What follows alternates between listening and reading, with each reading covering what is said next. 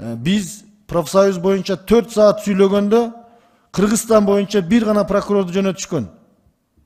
УУДнун орун басары келип отурган.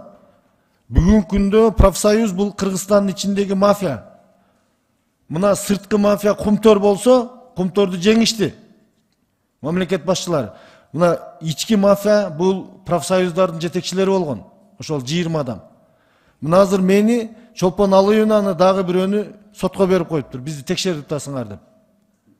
Өмүр бою урдап, эми мына депутаттарды кайрылып атат сотко.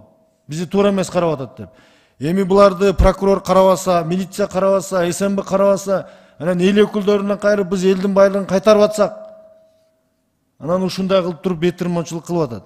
Ошол себептен мына бул токтомдун аткарылышын бул жерде башкы прокуратурага, улуттук коопсуздук кызматына, ички иштер министрлигине 21 июнда биз чыгарып, бул токтомду көзөмөлдөө үчүн Жогорку Кеңештин социалдык саясат боюнча комитетине жүктөгөнбүз.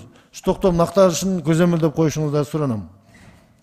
Себеби Жогорку Кеңеште чыккан токтомдор тоң боюндук менен, халатность менен, тоготпостук менен аткарылбай келет. Эмне үчүн аткарбайсыңар Жогорку Кеңештин токтомдорун? Тиешелүү берип аткан мекемелер, ишканалар жана органдар. Сөзсүз ар бир иште, жер боюнча дагы, профсоюз боюнча дагы, эмне болсо ушул президентке чейин алып барып туруп анан чечилип атат да. Ага чейинкилер айлык алып отургандар иштесе болбойбу?